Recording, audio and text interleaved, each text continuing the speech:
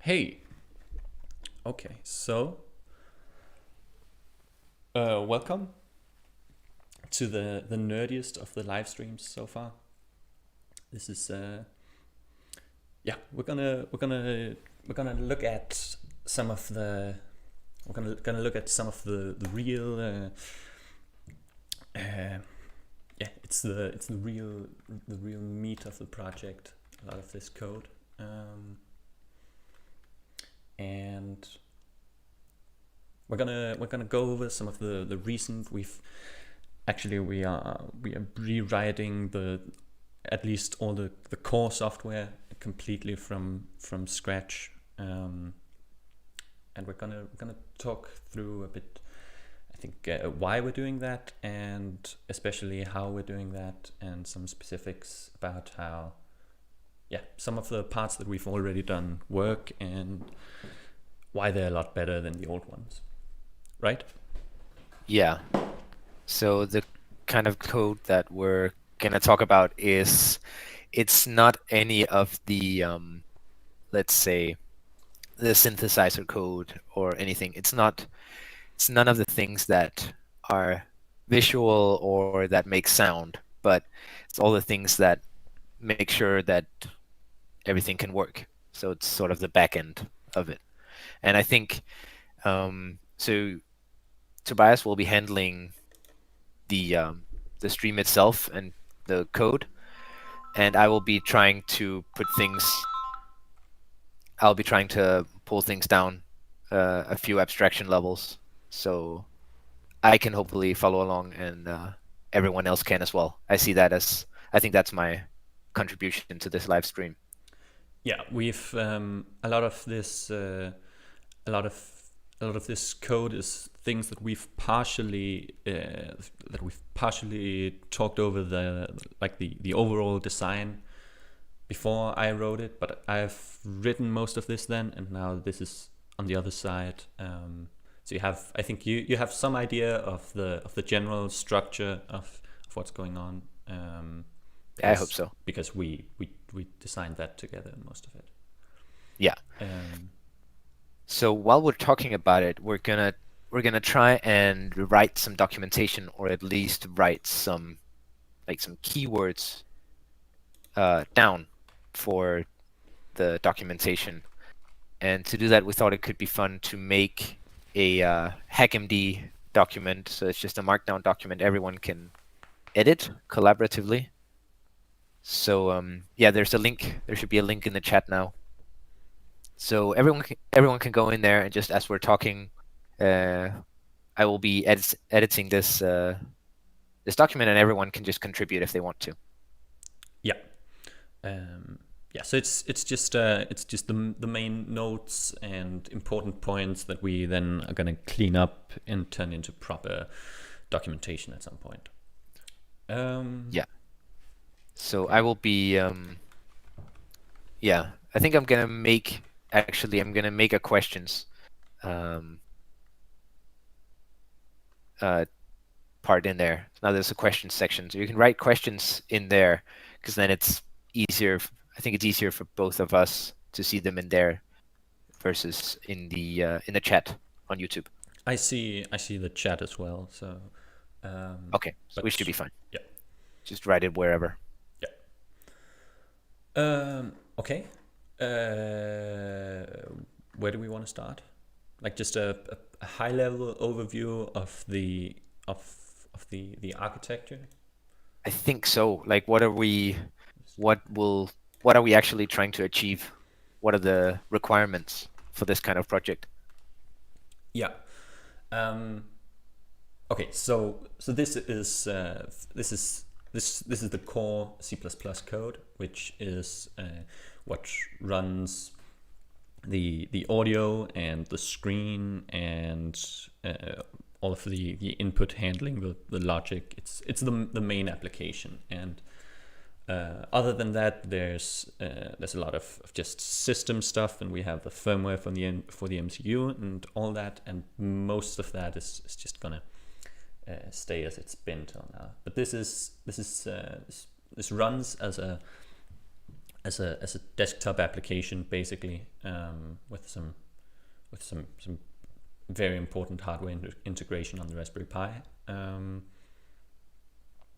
But yeah, so and the the OTTO consists of swappable engines in like a fixed arrangement. So you have an instrument slot and some effect slots, and then the audio from the instrument slot routes into whatever effect is in the effect slot. So it's just the very high level. There's these, there are these swappable engines, and then there are obviously other UI elements, both in audio and graphics. There's obviously stuff like settings menus and also just fixed parts in this signal chain, like there's probably a mixer component, or what do we have right now of that sort? We have the master component, which is going to be just a little bit of compression and the volume. You could imagine some sort of master effects. Some things that will probably not be swappable. Will not be dynamic. And a very big part of this, I think the core kind of software challenge in this is having these different. We have three different threads. So there's the UI thread, which just runs and draws the graphics. There's the logic thread, which receives the input events and then mainly processes those and sends updates to the other threads. And then there's the audio thread, which obviously plays the audio. And this sending state between these threads and all of the synchronization there of the various properties is a very big part of this core software. And it's also our previous solution to it is a very big part of why we needed to rewrite a lot of this code, I think. So I don't know if that kind of gives a just very, very broad picture of the so physically these threads, we're going to run we're probably going to run the graphics and the audio threads we're running on a Raspberry Pi 3, which has 4 cores. So we're gonna run the audio thread on its own physical core, and the graphics thread on its own physical core, and then probably let Linux schedule the other 2 for logic threads and other things. And there's some others. There will be some other stuff going on, like file access and stuff. But so this so I think the main requirements that are for this is that, of course, the audio thread is a hard real-time system. The audio waits for no man, basically. And we have to each frame of audio, which is usually, I think we're running like 64. It's just a bunch of 64 floats, 64 numbers. Each buffer has to be floats, right? Yeah, but I mean, there's the buffers. The buffer size is 64 samples. But it has to be ready. Like each couple of milliseconds, there has to be a buffer ready for the audio card to process. So that requires code that really gets out of the way of the audio thread, meaning it won't be locked up waiting for something to happen on the other threads, and it will have as little shared memory as possible, so it can run as fast as possible. So that basically sets the scene for all the many requirements that are with this system, which is why we need something like a very, very defined way of communicating between these different threads, Yeah. which I think we'll talk about. Yeah. And I guess that also ties nicely into the first place in the code to start. Let's see if I open up the tests and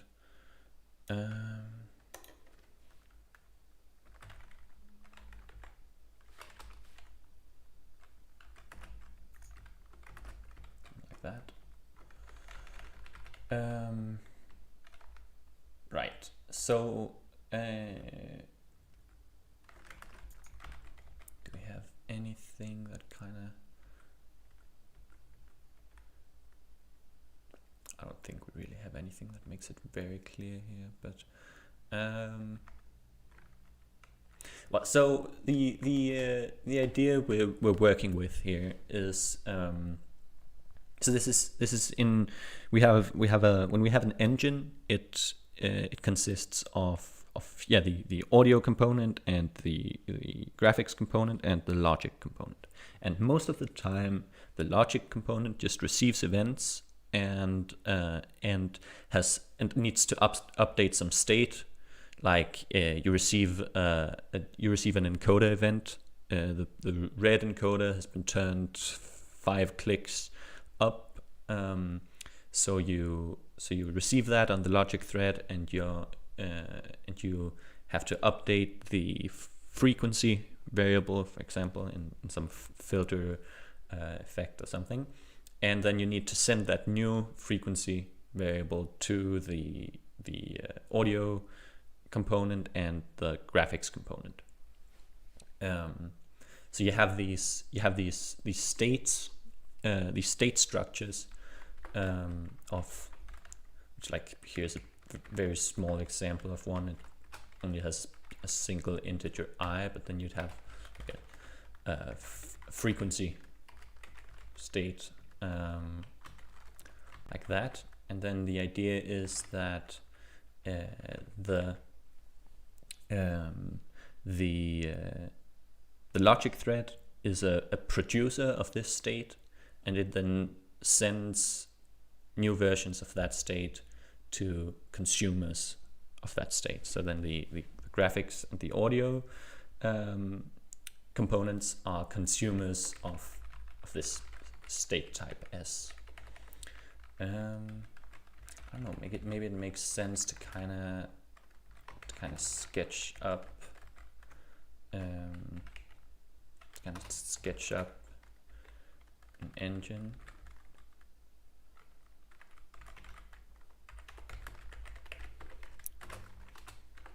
Yeah, we could do that.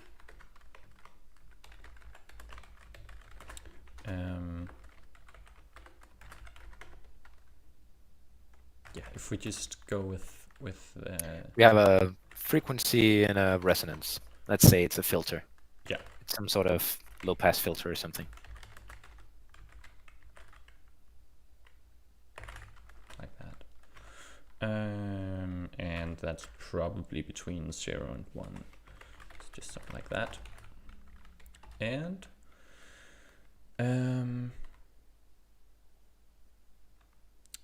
okay, so then we have the logic component. Just usually just call that filter logic.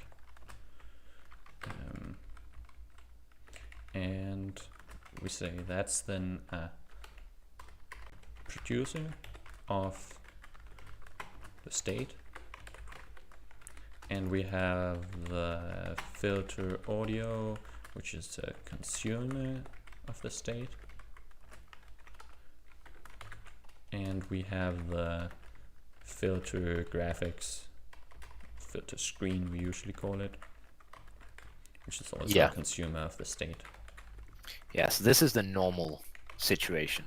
Yeah.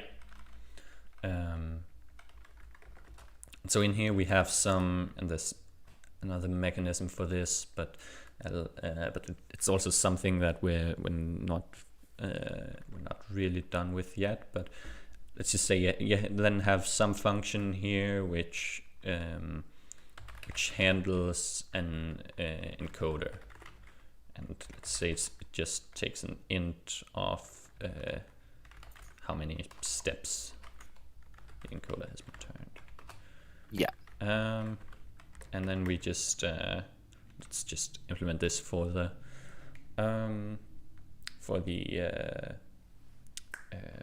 resonance encoder.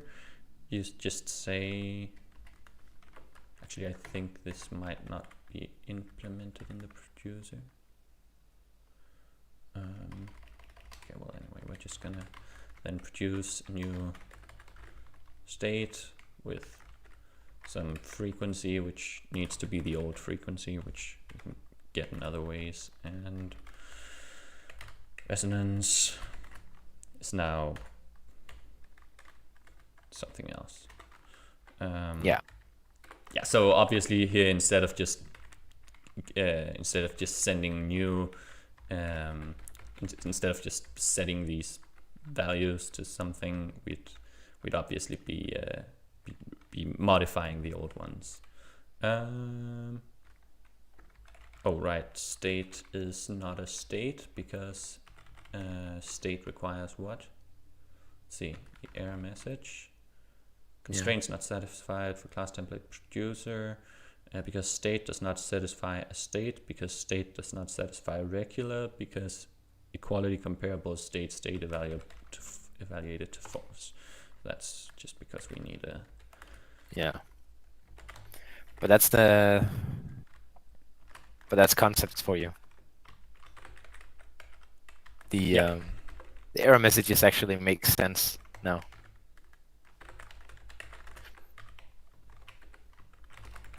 Like that? Yeah. So I will say that this,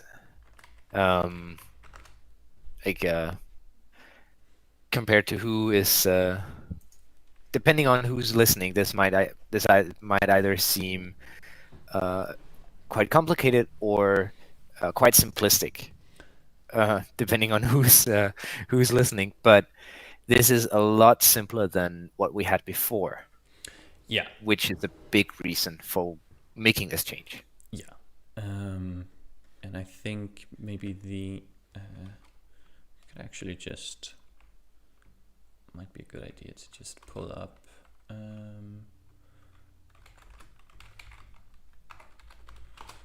so this is the old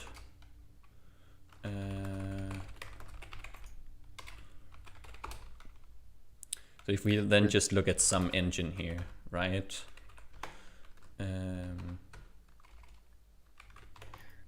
Gas, for example, I think is usually a good example, something like that. That's a good. It's, by the way, a good thing for the documentation. State structures must be equality comparable. Yeah, that's a good thing, and that usually that equality comparison operator can just be defaulted like that to the default value. So to compare, this is now my editor can't figure out these things, but so this is to compare it. This is the old it was called props instead of state, and we probably can't avoid having something like this reflection macro to make serialization easier, but that's not really the worst part. The worst part is these, you have to wrap it in these prop types and give it these tag types, and it's all very, very complicated, and all of this I'm not sure. All of this is oh, you don't see it, right? No, but it's fine. All of this is done with a lot of yeah, there's just a lot of code there to handle something that's essentially fairly simple. And I think this is like philosophically the main difference between the old code base and what we're trying to build now, and also definitely the reason why the code we're writing now actually works. In this old code, I've done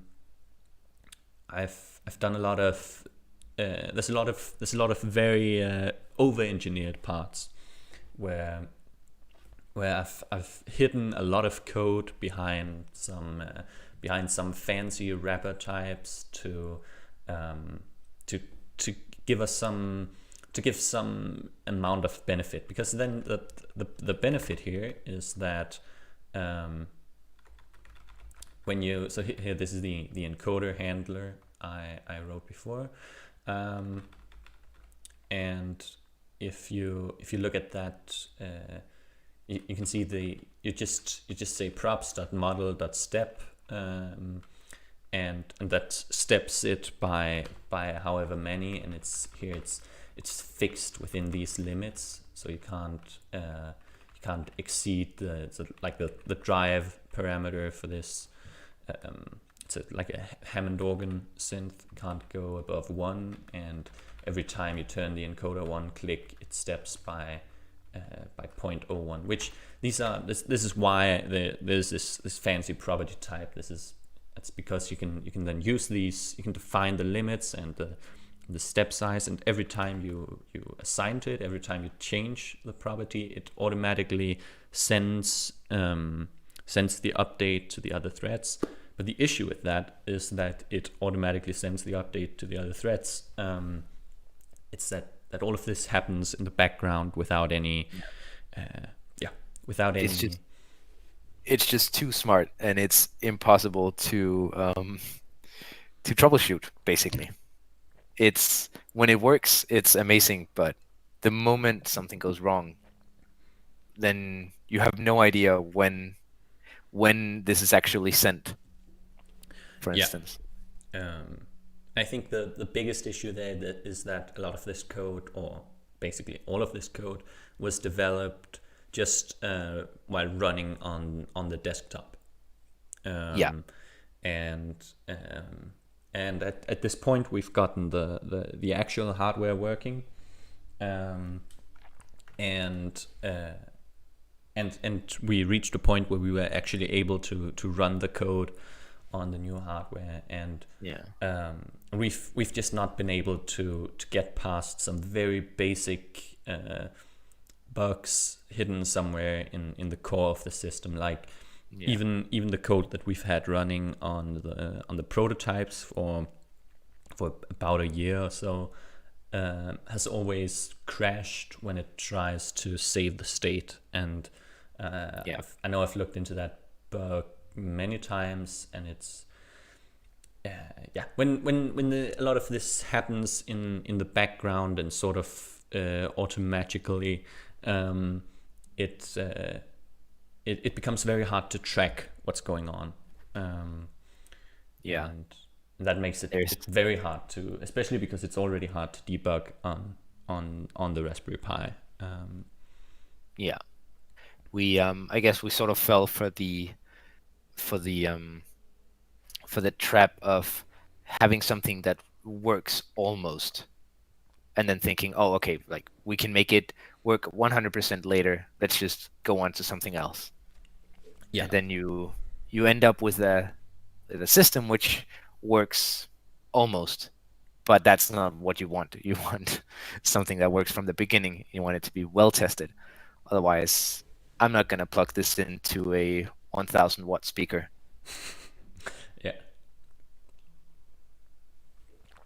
And that's the other main part of the new approach in the new code is making this so everything is basically simpler, or that's just less complicated and sort of magical code.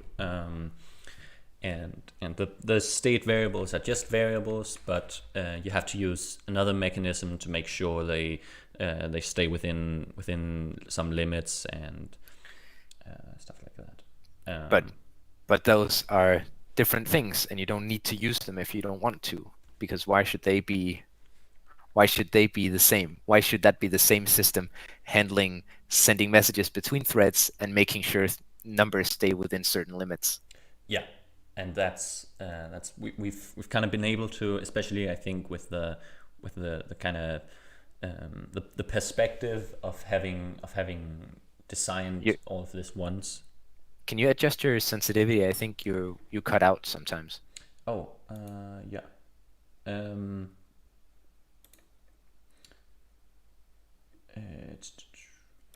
just gonna let it not automatically determine it. Right. Yeah. Okay. Okay. So yeah. Yeah. So instead of having these complex systems that kind of interoperate a lot with each other, we're able to both because we now have 3 years of experience just with software in general, and with C++ and with software like this. We also have actually tried to build this exact piece of software before, so we know the domain constraints and and stuff like that.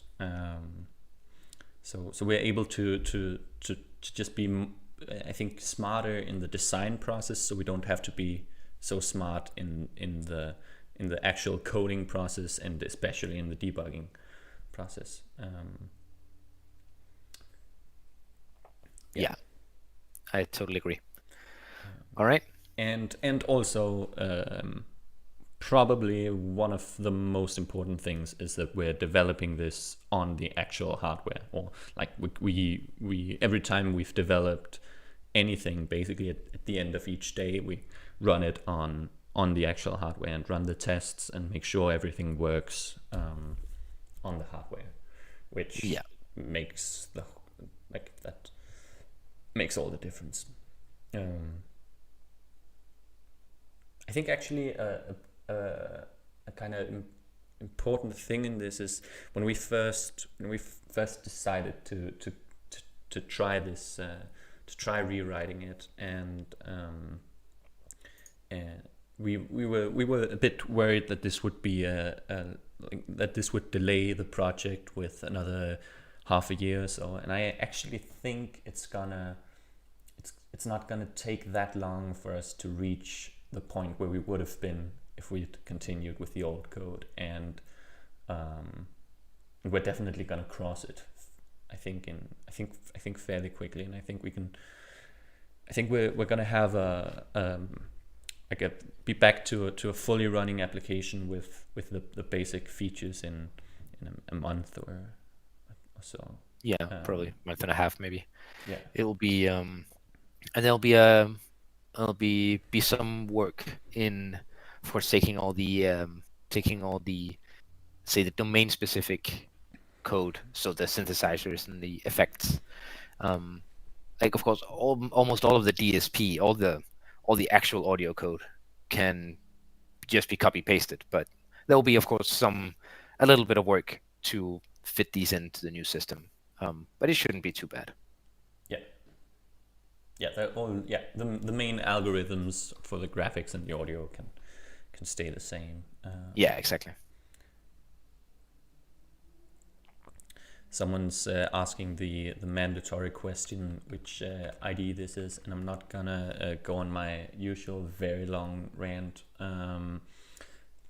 but this is, oh shit, it's Cocoon, I believe it's pronounced, and it's a bit like Vim basically, and it's in a terminal, and it's the result of many hours of scripting and configuration.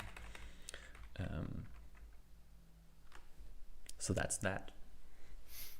Yeah, it's too cool. Yeah, too cool for anyone else. Well, yeah, that's a way to put it. Yeah, I don't know if it's the adjective most people would use.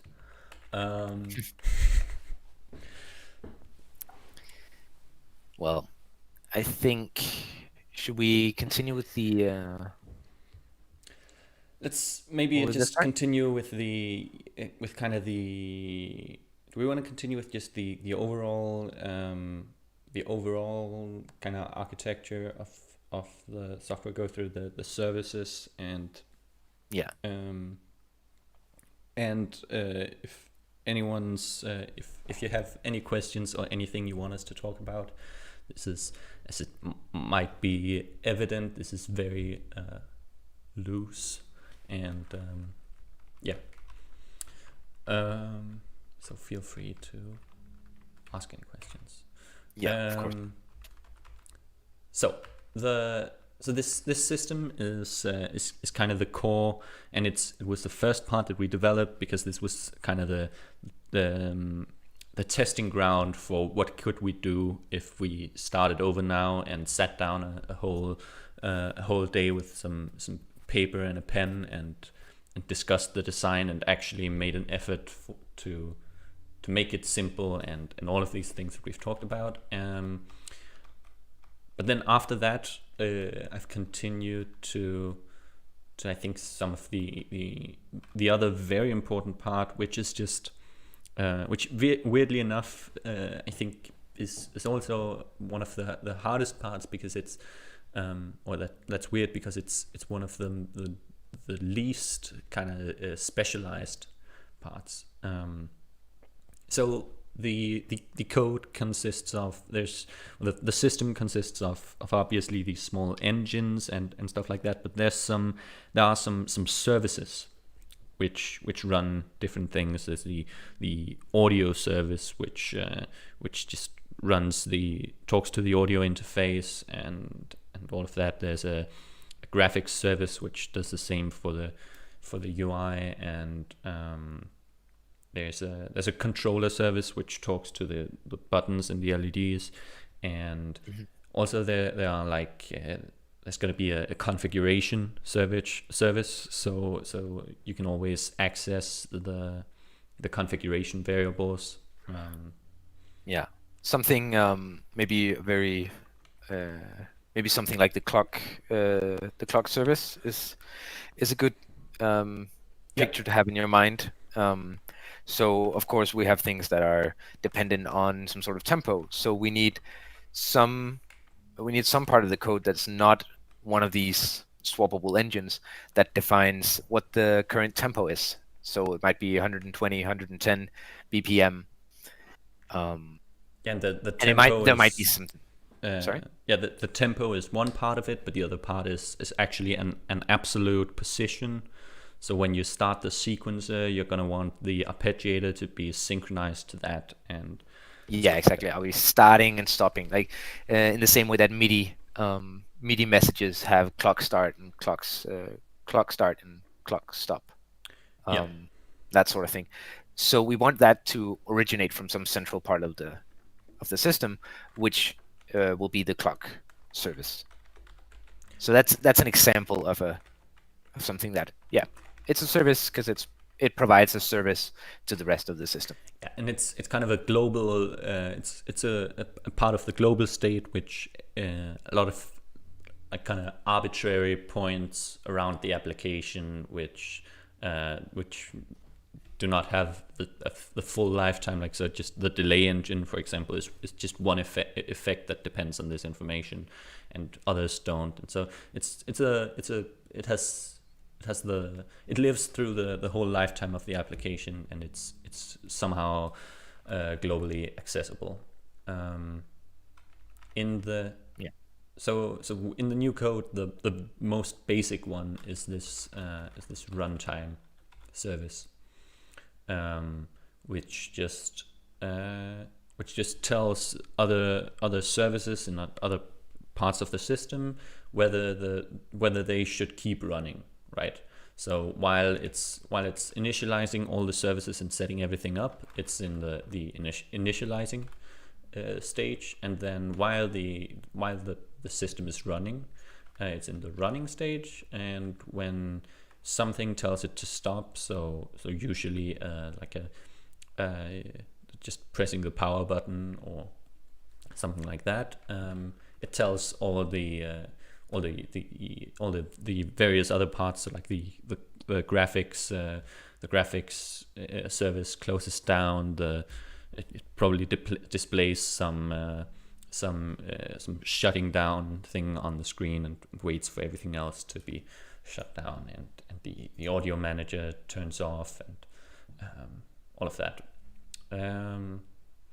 And this is where we had another big problem in the old code, that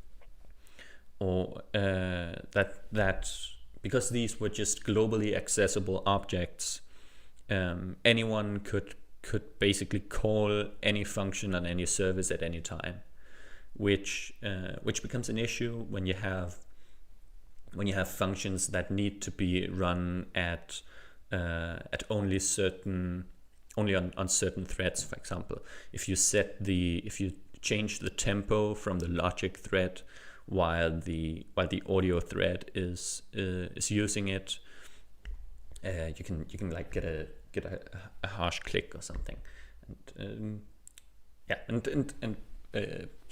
points like that. So we have so this time we've, instead of just making the objects globally visible, you have to, that was the wrong thing. I'm interested in this and in that, right? Yeah. So if you're type which wants access to some service, you have to declare it here. You extend this service accessor class, which means you can always tell on the on just the type of the, so it will say in the declaration of the for example of the filter audio object that that this somewhere uses the clock manager service, and that's the only way you can then call this service function and get the service, and for example, as it does here, check the stage. Yeah. So that's another step in trying to formalize which parts of the system can get what information. Yeah. And at what point in time. So this is definitely good, and the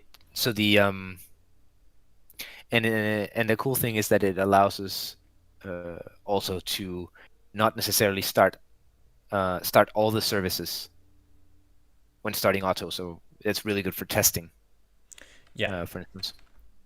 Yeah, because I think we have like a graphics test here that just, yes, it just starts the board specific. It just starts an application with only the board specific graphics. So the board is just our abstraction for different builds for different hardware. So on the actual hardware, this talks to the screen and all of that, and here on desktop it just opens a window. So that's nice. I think it works without knowing anything about it. I think it's sort of the same idea of this whole microservices thing has gotten everyone so wound up in the last couple of years. I think it's largely it's kind of the same idea taken to another domain. But and yes, it's a good way of just splitting up the application into small and especially easily replaceable parts. So a big part of it is that you can have multiple implementations of the graphics service, and for example for the controller service which talks to the buttons and the LEDs, we're gonna have one which opens an emulator window, and one which runs which just has all the buttons and the encoders on screen for development on the desktop, and we're gonna have one which can talk to the hardware over USB, so you can run the main software on your computer but still use the controller, again mostly for development, and we're gonna have one that obviously talks to the actual hardware on the Raspberry Pi. Yeah. And these could be also runtime. It could runtime decide between these, and you could even implement a controller which uses two controllers. So you could have a build that if it detects that a hardware controller is connected, it's going to talk to that, but also have the emulator open, so it's going to display the LEDs both places and stuff like that. It's a very very, very simple system, which just allows for a lot of flexibility and for especially for easily constructing tests where you use like a dummy implementation of some service and something like that. Yeah, it's this is, there's a lot of the things that we're doing now that, if we could make it work in the old system, there might not have been any difference for the let's say for the end user, but I think this is one of the things that will actually I guess bring value, if you want to use that language, to the end user, because this can actually make those kinds of things that like will allow you to run the code on the computer just as easily as using the actual hardware. Yeah, and something we actually just discussed earlier today. Like in this, it's very easy to add a configuration service. So just something that manages a config file or command line options. So you can for example have a runtime configuration of which effect engines you want to have available, or something like that, or just maybe configuration for which if you run on slightly different hardware, which screen you want to talk to, or you can maybe use it to turn down the frame rate, or something like that, and invert the colors, whatever you want to do. I don't know. So it's just it's going to make it very easy to add configuration options to a big part of it can be just for the system configuration, to make everything easier, like where the directories with all the samplers are, and which audio device to talk to and stuff like that. And that's something that would have been hard to add as like a single easily manageable global object in the old system, and here it's basically trivial. And another big part of it is it's very easy for us to construct tests where we set the configuration to something without having to actually in the automatic test write some configuration file and stuff like that. These are all very kind of basic software development principles, but yeah, those very easily get lost when you're just kind of piling on top of old code all the time. And especially when when you're writing code, it can be hard to know what are you actually trying to, what are the trade-offs that you can make. I'll say in the beginning we thought this is going to be, we're trying to run real-time audio on a Raspberry Pi. There is not enough processing power. That is the most important thing. We can't waste any processing power. So everything should be compile time if it can be, that sort of thing. and it was just, that was like our guiding principle, and it turned out we were way off. It is not it is not being it's not being it's not the processor power that's the limiting point. Yeah, because I think the main kind of very obvious insight, but that you can easily kind of overlook is that fast code is useless if it doesn't actually work. Yeah. So if we just, I'm just gonna knock down some of these priorities that we have. So do as much as possible compile time, and just maximum performance, which is basically, and then kind of easy to understand code. Yeah. And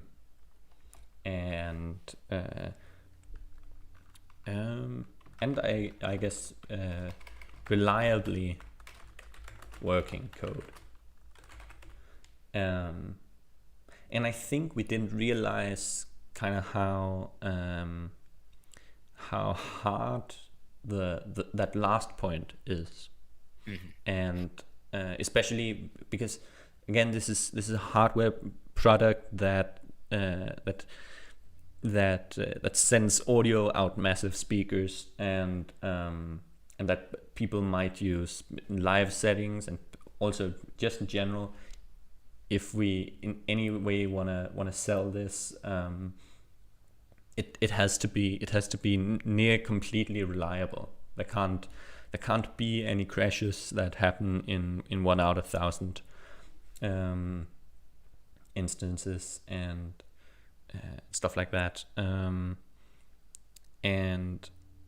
this would just have been, if you don't design it from the ground up with that in mind, and make sure to at every step thoroughly test. And I think I've spent as much, if not more, time writing these tests when writing the code, and making sure that it works. It works properly, and that they're trying to find all of the edge cases in every system, to make sure that to make sure to avoid these kind of crashes, because I think the whole thing is worthless if you can't rely on it. Yeah. So, and yeah, these are very, very very, very fundamental things, and sometimes it just takes a bit of pain before you actually understand them. Yeah.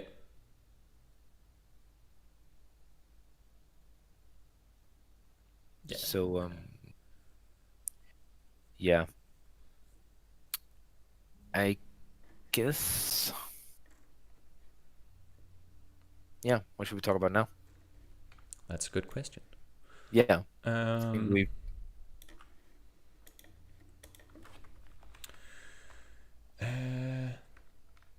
Maybe kind of just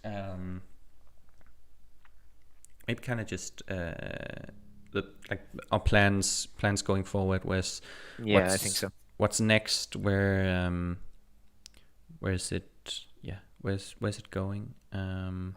We do have a question about from Xavier. How someone should go about it if they want to learn like from the top down the structure of the project. Yeah, that's a very good question, because that's another before answering the question, going back into kind of the philosophical discussion. That's another very important point that we've kind of actually, I think there's, on this list of compromises, there's another point that we've prioritized a lot, which is just having fun. And a lot of these things have a lot of the reason why a lot of these things are very complicated and specialized and do a lot of magic in the background is because it's fun to write code like that. But it's not fun to maintain code like that. No. Which is why now this is way more exciting at this point. But yeah, a big part of this project is that we want to at some point have it be a normal part of it that other people especially develop engines, so effects and synth engines and stuff like that. So we want to have easy to understand documentation and example engines, and it's especially this, we kind of call it the content code, the engines, the graphics and the audio, and that's where we mainly wanna work on.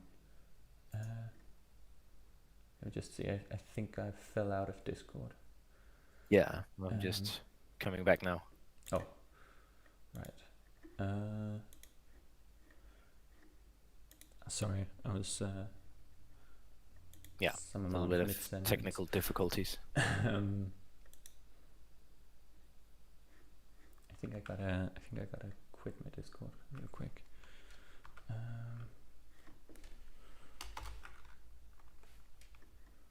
So did you talk about how much we hate writing documentation yet?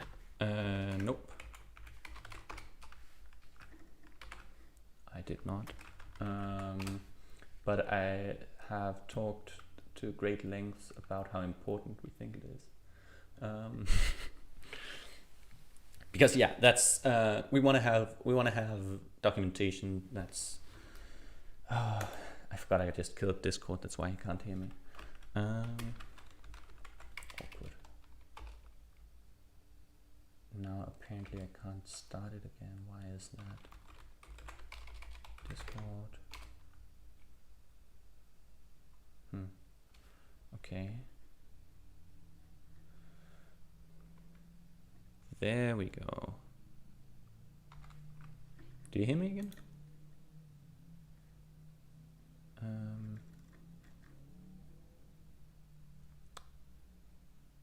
I think we should be in the call now. Yeah. Okay. I think the audio is working. I just don't have any visual from you, but that's fine. I'll follow along in the stream. I've got it right here. There we go. Okay, now it's all working. I'm just gonna. Yeah, that's good. Right. Yeah. Yeah. I think the main point we were trying to get to is just that that it's an important part of it, and it's especially an important part of it if we don't wanna spend the rest of our lives writing all of it, which is a great part of it being open source, that we can utilize the community to help develop some of the especially the user interface parts and the workflow and stuff like that. That's a big part of why we want to do these beta versions and have and have some involvement in that process. Right now there's not really a good way to study the project from a top-down perspective. Or, well, that would be maybe watching the stream, but it's also a bit over the place. Yeah, and that's the kind of documentation we want to write. Just give an overview of what the various parts are, and then go into depth with actually writing an engine and using the audio library that we use, and the graphics. And Jonathan is currently developing a tool to convert SVG files from Inkscape or Illustrator to the new graphics library that we're using. So that's gonna make that a whole lot easier. Not to say it wouldn't really be possible without something like that. Yeah. But yeah, then there's gonna be documentation at some point, and the best thing would be if someone would be would be up to help write it, because also I think the best people to write documentation aren't the ones who've written the code, but the ones who've gone through trying to understand it. Yeah. Because I think I can easily get very, very technical about things that don't really matter much. That's, yeah, I can attest to that. I think, just to be a bit concrete, there is a branch now on GitHub called feature/rewrite. Yeah. Which is the place that all this new code is. And now there's not a lot of code there right now. So if you want to study it from a top-down view, the way it's going to be, then that's the place to look right now. Yeah, and I think trying to kind of navigate the tests might be, you gotta take them kind of with a grain of salt, especially a lot of them are fairly technical and test some very specialized edge cases and stuff like that, but try to look through them and kind of try to understand the parts that look useful and skip the parts that don't. Yeah. And they're also, I think, gonna be a good indication of the of kind of how the code is gonna grow, because there's gonna be tests for all of it. Yeah. And a lot of them are kind of like this graphics code that just starts. So an application is a kind of a abstraction for a collection of services. So it just starts an app with that single graphics service, and then you just get the graphics service out of the app and you show this graphics code, which draws like a tiny blue square in the top corner and writes auto somewhere as well. And then it sleeps for 2 seconds, so the graphics are visible for 2 seconds, and then it stops. So that's kind of, I think that's kind of a good indication of how a lot of the code is going to look from the outside. And the way we work here a lot is kind of to add layers to these things. So before we had this fancy start app function, which takes care of starting the runtime service and might also at some point take care of starting other kind of utility services. We had to manually do that there, and now and usually we do it in we add another test, but I think this one was changed. So one thing, talking about people trying to understand this project, one thing that I have been struggling a lot with when trying to write documentation is that a lot of different people are coming into this project with various backgrounds. Some people want to come in and contribute, and they just want to see, how can I contribute some graphics or some audio code, or they have some sort of idea for an audio effect or something, or they want to learn about the whole nitty-gritty back-end, the stuff that we're working on now. And it's difficult to write one set of documentation that can cater to all those people. So you would be to write good documentation for this, and I think it's something we should do, but I would love to have some help with it. Yeah. Is to maintain probably 2 separate documentations. I think kind of or entry points. I think kind of doing it the way we have been doing it, like keeping the very technical, also very C++ specific documentation just in the header files. So it's just available, because you mainly also want to use that when you're actually using the code and actually trying to work with it. And then I think in our very fancy Markdown website, we're gonna have we're just gonna have like this general overview stuff, talking through talking through kind of just what components exist and how you use them in the common cases, and just kind of give you a mental image of what's going on. Yeah. The talking about the guidelines for writing documentation, it's so I think it's funny, the question about the top-down perspective, because top-down perspective means two very different things to the people coming in. One person would be asking about, so what is how does the whole structure of these services, how do they fit together, that sort of thing. That's one top-down perspective. Another top-down perspective is, what is the signal chain of this audio software? Where can I write something?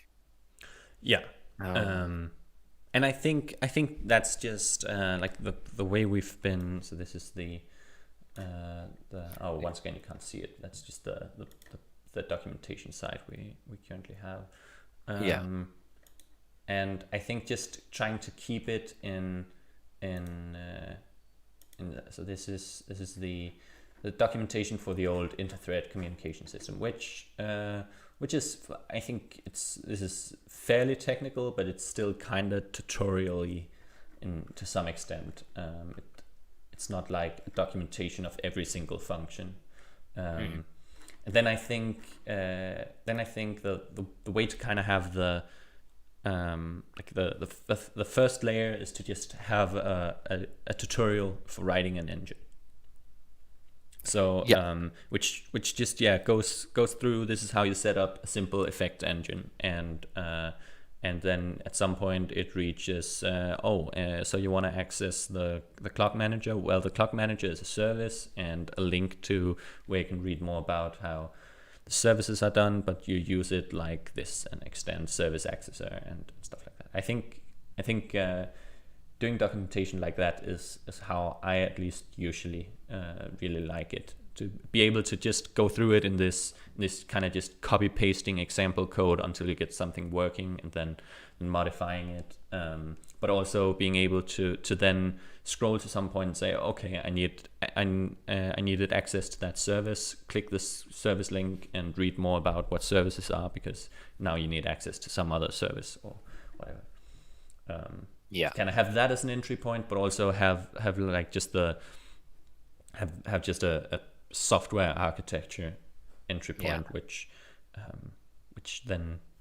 is maybe where the services link in the tutorial takes you to the service section of that. And I guess people coming in with a more software engineering background, I think, as long as it's available, I think it's probably easier for those people to find the right order of reading it and that sort of thing. I don't know. But if it's something you want to help with, there's this site is it's on GitHub. It's basically our website. And it has a documentation section. And I think there's actually, for once, in the README, a very simple guide to how you run it. And I think the documentation that's there already is a good example of kind of the style, at least of some of it. And then I think if what would be most valuable, at least at this point, is to just if any one of you goes into the just wants to get into the code, just dive into it and write notes as you go. And kind of write down the things that surprised you, and just the things you figured out in the order you figured them out. And you can always ask questions on the Discord if it's stuff like that. Just you can just ask in the CPP channel. Something we would love to see is tests, even if they might be a bit redundant. But if you have an idea for a test that we can throw into the test folder, which tests a very let's say pedagogical example. Yeah. With tests, as you said, we're trying to test edge cases. It's good to have one that's sort of the quintessential, this is how it will be used example. Yeah, and I think that's also a great way to kind of have it as a playground. Is just go into one of these test files. You just add a file called a file in the test folder that ends with t.cpp, and you include this testing.t.hpp, and then you can just write these test cases like that. And then, for example, you can you can do the like this graphics test,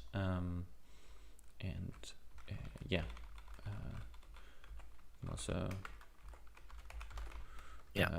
because that's a great thing to refer to in documentation as well.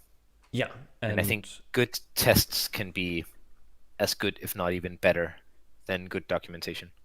Yeah, and having it also just just having them as code examples. It might be if it's something that people want and it makes sense, we can add like just an examples folder to the tests, which means all of the code examples will always be compiled and tested along with everything else, so it's easier to keep the documentation up to date and stuff like that. Might make that's sense. That's a good idea. Just to complete the demonstration here, then you just run the compilation, which was probably a bad idea because this computer is also streaming and talking over Discord, so that's going to take some time. But then it just automatically registers it as a test, and it's going to run it next time you run the test. And that's probably a good starting point for where we should write some documentation. Just to write this guide down, and once again, we're very bad at getting this done. So hit us up at any time with kind of a starting point for some of it, or your like small guide to for example to writing and running a test, something like that. That ran something, I think it. But yeah. Passed all the tests. That's great. But yeah, if you're jumping into it, please spam us with questions. Oh, right. There we go. Change to green. Right.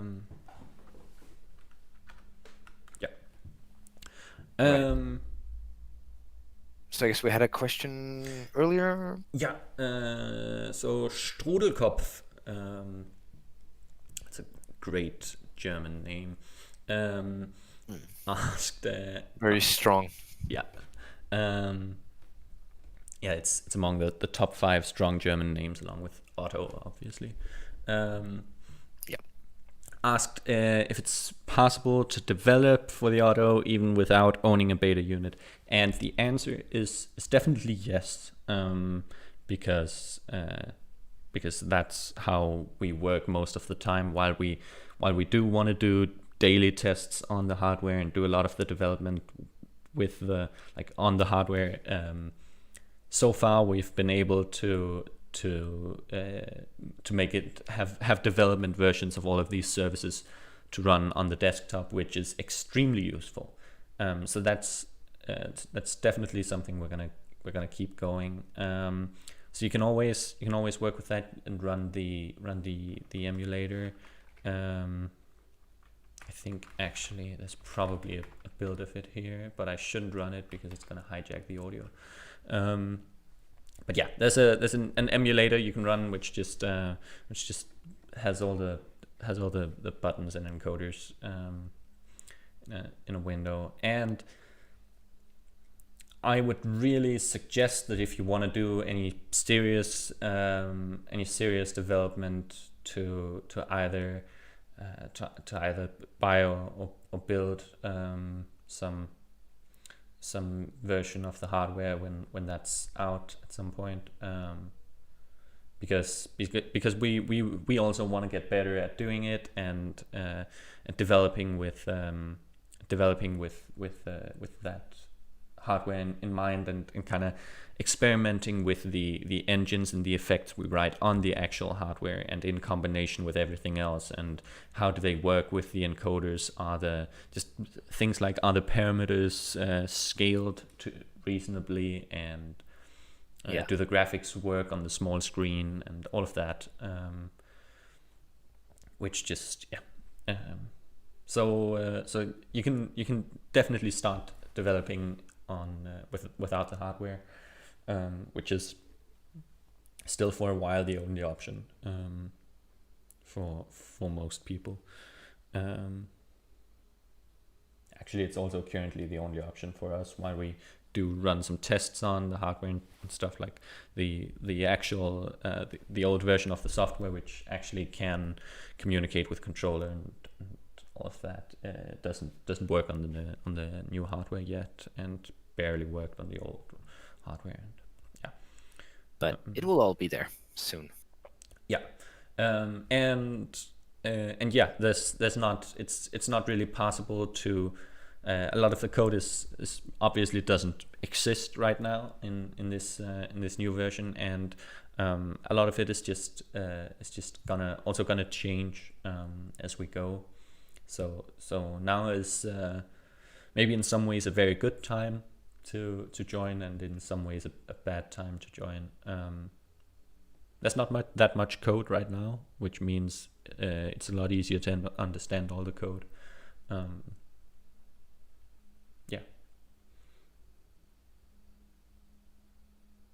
Yeah, but it's not really possible to experiment with writing actual engines right now. We hope to. I think that's kind of the minimum viable product we're working towards, is the just having, like, being able to run one engine. So I think the next big step, we're probably just going to take a small detour into some of these utility services, and making sure the foundation there is a bit stronger, and then it's being able to talk to the controller, and then I think we're probably going to implement basically one of the old engines, probably the GAS, which is our organ engine. And start out with implementing it without the audio, because the audio is fairly easy, so it's easier to just keep it out of it and add it afterwards. It's basically the same as the graphics, code-wise. And then when we're able to talk to the controller and we have the audio and the graphics, we're going to be able to run just the one synth engine. And from there's a lot of work in. Well, from there we can start porting the engines, and if anyone wants to, start developing new engines. But you can still probably for a while only compile the application with one engine at a time. And then then you're probably going to be working on porting some engines at that point. Yeah, then I think that will be my main focus. As soon as we get one synthesizer going, then I will start work on porting all the synthesizers, and then when we get audio effects going, I will port all the audio effects. And in the meantime, I'll be working on all of this. The the backend and the interface for just switching engines, and so you can runtime select which synth engine you want to run, and this routing of the outputs of one engine into the inputs of another, and all of that stuff. It's going to be my main focus at that point. Yeah, that's probably all within. I think that's all within the next 2 months. And then we want to be sure to also, so the hardware is currently at a state where I don't think we're really gonna make any changes. It's we're pretty happy with the latest version we have. We did figure out after soldering it on the previous live stream that all of the LEDs, which were factory soldered, are rotated by 180 degrees, which is our fault, not theirs. But yeah, so we have to we had to desolder all of those on 2 prototypes and rotate them and solder them on again. But after that, I think basically everything works. We still have some things regarding audio we want to test, and yeah, there's a lot of development on the firmware as well. So that's for the microprocessor, which takes care of the buttons and the LEDs. But yeah, then it's mainly just the next version. We're just gonna shave off like 1 millimeter at the bottom of yeah, the board. we're at the point where we're designing the external case. So we're just making sure that it can fit in a case without the case looking weird. That sort of thing. Yeah. It's a very different kind of work than doing the software, but it's good fun. Yeah. Yeah, and I think we're gonna have to make sure to kind of hop back and forth between those things a bit, and try to get the hardware going as well. Mm-hmm. Because then I think I think the goal is to the goal, and I'm saying that very big asterisks around the goal, is to have something out at the end of the year. I think that's a reasonable kind of rough timeline. Yeah, I think that's definitely. I mean, and yeah, then the beta version as it's gonna ship is gonna be extremely bare bones software features wise, because I think we actually want to get it out as early as possible in that process, so we can have the beta testers involved in designing in designing the workflow. Yeah, definitely.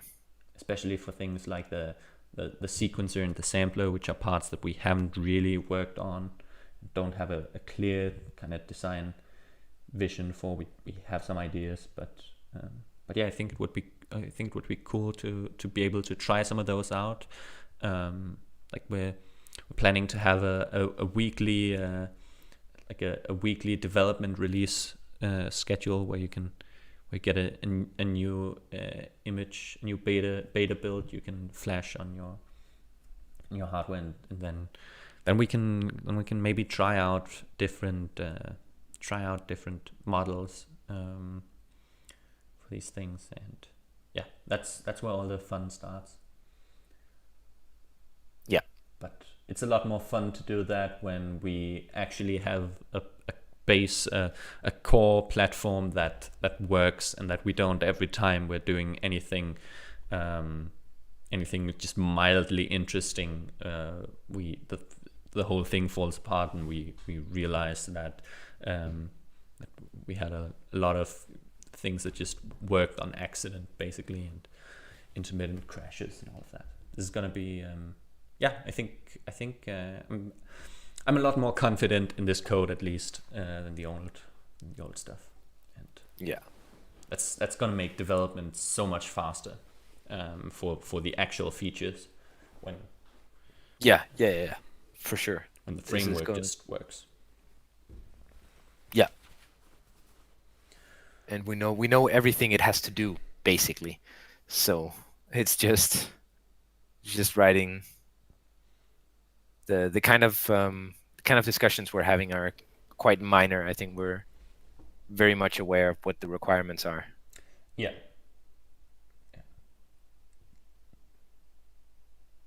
Yeah. Well, that's cool. We did a lot of talking about a lot of different things. Yeah. I don't know if anyone has any other questions. So, but yeah, uh, yeah. There's the documentation site on a separate GitHub repository, but also in the OTTO project, which you can download and you can contribute to.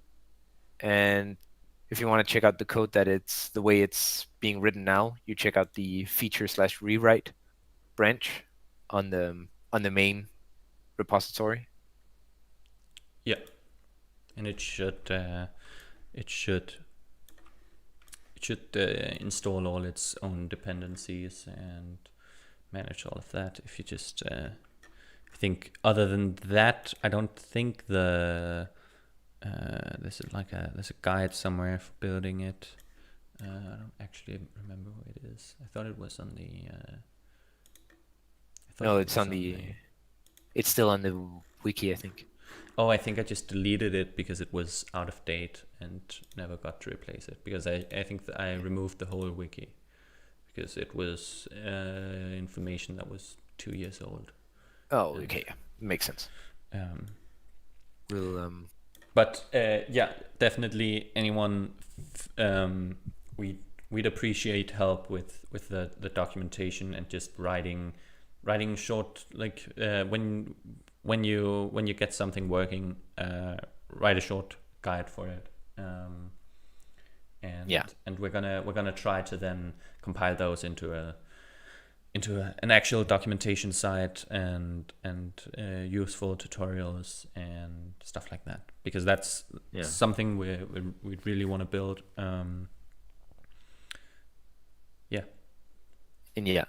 And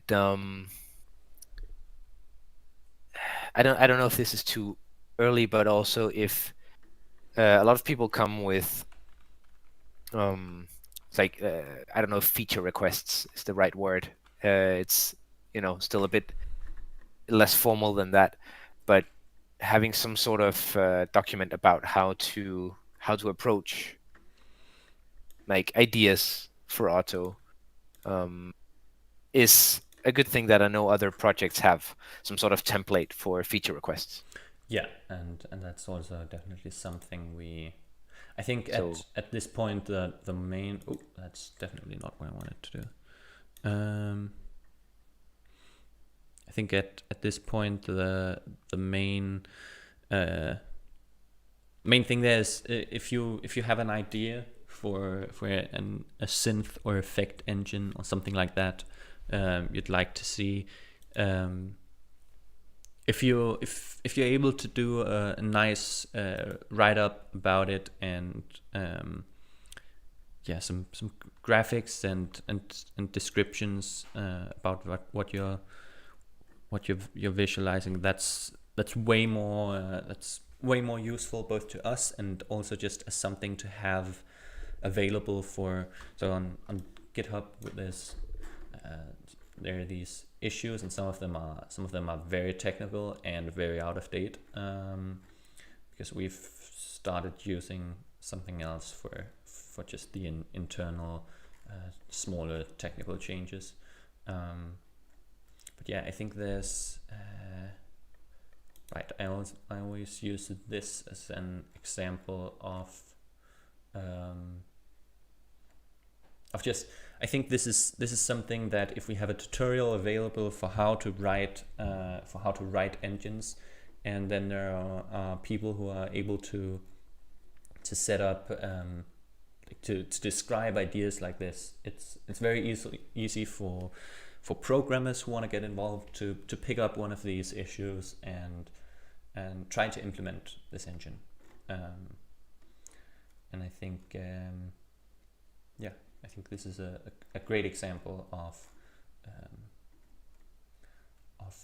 how we at least really like it when these feature requests are delivered like this. Yeah, definitely. Clear, idea. What do the controls do? What might the graphics be? I mean, it's a really good example.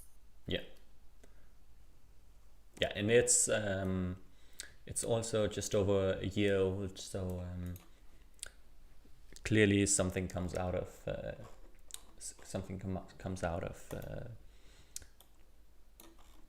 presenting your issue in this format, because we'll definitely get to it. Yeah. I think I think it's a big part of it is to kind of, I think, try to team up these, because as soon as we have the beta with the core feature set, our main focus is gonna be on things like the looper and the sequencer and sampler and these larger scale new features. And I think if we can find a way to pair up the people with a vision like this with the people who really want to get into the code, I think that would be a great way to do it. Because definitely. I think we already a year ago had basically stopped implementing engines and only focus on making sure what we have works. Yeah, there was a lot of bug fixing, and then after that, of course, a lot of hardware work. Yeah, the past, which is slowly coming to an end. So it is moving forward. Yeah, I think there are a few changes to make to this hardware, and then mostly in construction and with regards to the case, and then that's basically ready for ordering. And then I think we're gonna at that point do a lot of late night soldering live streams, where we're just gonna sit around and solder hardware units. Probably, yeah. And then there's a lot of administrative work with that, and trying to figure out how we're going to do all of that. But, I'll probably be doing a live stream with a porting of an engine. Yeah, that would be cool. I think also to have as a resource for people who wanna who wanna try writing engines. And just as a like an introduction, a bit like this is, but at a later stage where there's a bit more code to actually go through, and something concrete as the tasks. We didn't I guess we're sort of wrapping up now, but we didn't talk that much about the concurrency stuff. Which part of it? I thought mostly like the whole shutdown procedure, but I guess it's not that. Yeah, it might not be that interesting. It's a very technical example of something that I think maybe just describing the problem with the problem might be interesting, because I think it's a great example of what we're doing this time, which we definitely wouldn't have done the last time. So when the audio and graphics and logic threads shut down, they need to kind of agree that they're all done before one of them can shut down. Because if one of them has, or before they can all shut down, because if one of them still has stuff to do, that might cue other things for the other threads to do. So there's this synchronization in making sure that they all that every one of them is done, and if one of them has one more thing to run, all of the others have to also check if that now gave them something new to run. And that problem is a lot harder than it sounds just on the tin, and it's something that we wouldn't even have noticed the last time, because it only happens in the shutdown phase, which is not like it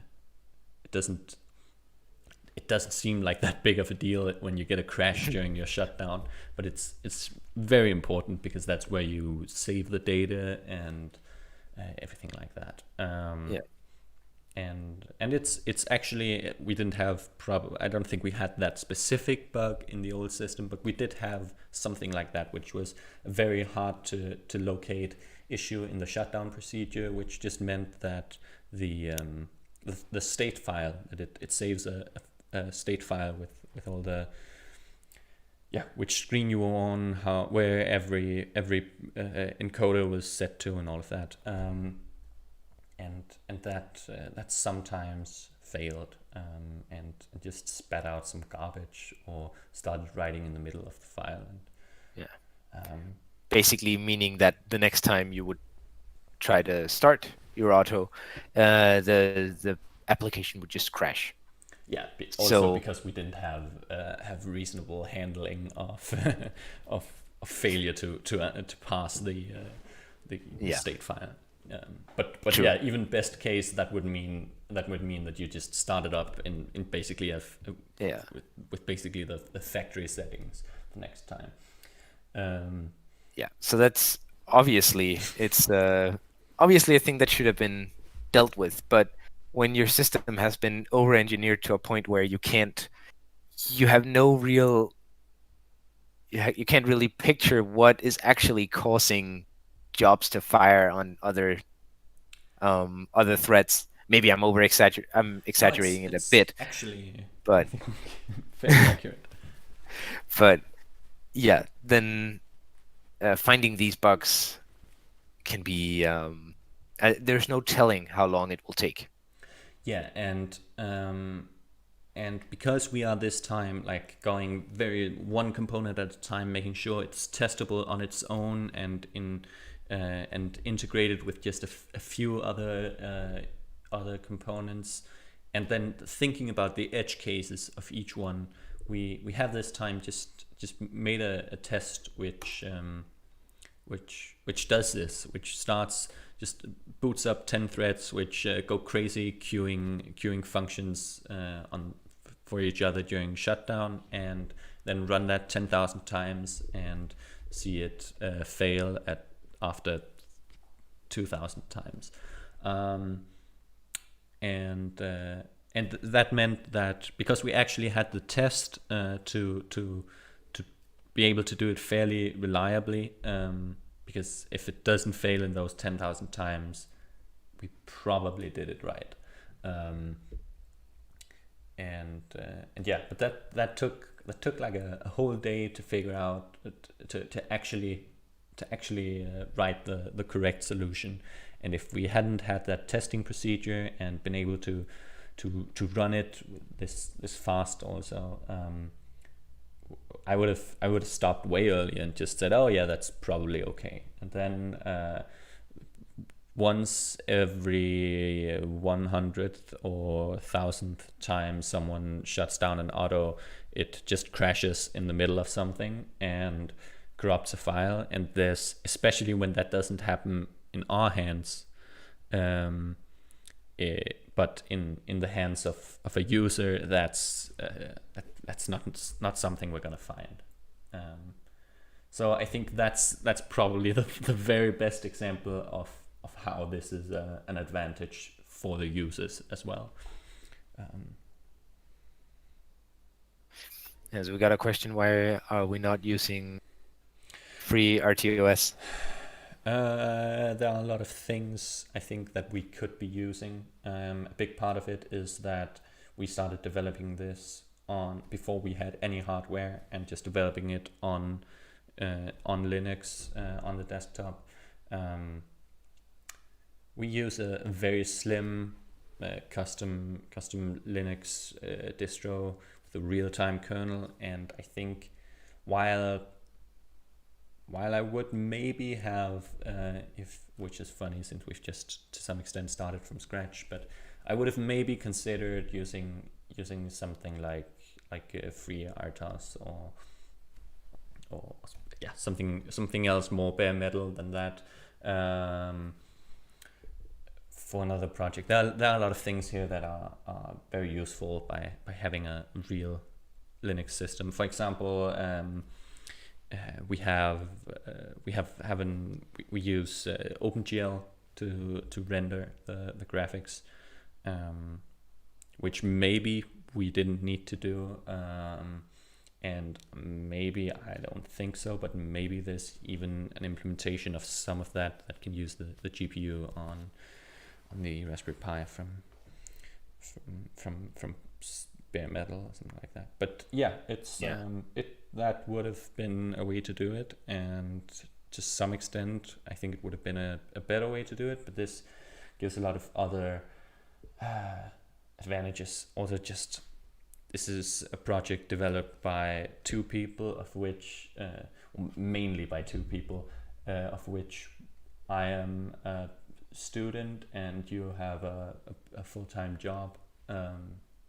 So being able to rely on having Linux and having all of these drivers, and just being able to SSH into it, and format the SD card, and all of these things that are just a lot easier on Linux, having an actual file system with a nice C++ driver, and it's I don't know if that's the right way to look at it, but it is doing it in this way is there might be we're doing some work which we would get for free using FreeRTOS or something similar, but we doing it in this way, we know what we can do. Basically, we know there are not any hard walls we're gonna run up against in a year's time. We basically know that we can do whatever we want to do, even if the cost is a little bit of doing it yourself.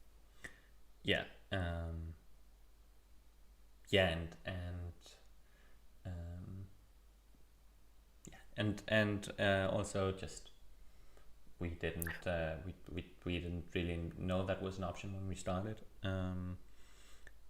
I think a big part of it is the graphics. If we didn't have the graphics, or if we were working on a project like this that didn't use a big colorful screen like that, I'd probably consider writing it in something a lot more bare metal. Sure. But also a big thing is that it was actually not one of us that started out writing the the OS, the slimmed down OS. Well, but at that point we'd already using. We were using Void Linux at that point, I guess. Yeah, and the whole system had been developed on desktop for Linux. I mean, running it on something as bare metal as FreeRTOS would have been a major rewrite. And again, I don't know if things like the graphics would even be realistic. But we are running a very slimmed down Linux build. We're not we're not. There are a lot of things that we avoid. This we're not using Jack, which is a very common Linux kind of audio routing application, I guess, or framework, and we're using a lot of things very close to the kernel at least, and we're probably gonna write. Still think we're probably gonna write our own kernel driver for the talk to the MCU, and yeah, in general we're trying to keep as few things as possible in between the our code and the kernel, because that is the issue with running something like this on something like Linux. It's a lot harder to control what's going on. Yeah, I guess we also come back to one of the priorities, which is having fun, and in a lot of ways, learning how to write kernel drivers and stuff. It's kind of fun. Yeah, but I mean, I think if we used FreeRTOS, that would probably be most of what we did, writing code like that. And the advantage of being able to easily run the same code on desktop is yeah, That's true. That is a major thing. Definitely does a lot, because that means I can sit and develop things at lectures. It's a bit harder when you have to bring the hardware.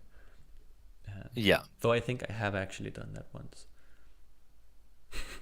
That's cool. Yeah, the stream should be available afterwards, if we don't mess anything up. If the link doesn't work, just ping us on Discord, but we'll have it working. Yeah. Yeah. Usually takes a little while, maybe like 30 minutes or something. Yeah, especially for the full thing to be available. I think in the beginning it's only some amount of it, like the first 2 hours or something. Oh, well, also actually over 2 hours. Yeah. Well, I guess unless there are any other questions, that's probably it. Yeah, I think so. We'd really appreciate it if you just leave some comments in Discord, in the general chat, or something like that, to know let us know what you want to see in these live streams. What's interesting, what's not. Yeah, definitely. And when it comes to documentation, if you just want to drop a quick message about what your interest in the project is, if it's from a music, let's say if it's from a music perspective, sort of a DIY synth perspective, or a software engineering perspective, and what you would like to see in the documentation. There, I just added a docs channel on Discord. That's good. So that's cool. There's an official place for that, and even better, we can do this, and there you go. Now there's a link that takes you directly to it. Yeah, but I guess that's it. Yeah. Well, thanks everyone. Yeah. It's been cool. But I guess we'll see you at the next live stream. Yeah. And anywhere else. Yeah. Or on Discord. Cool. Bye guys. Bye guys.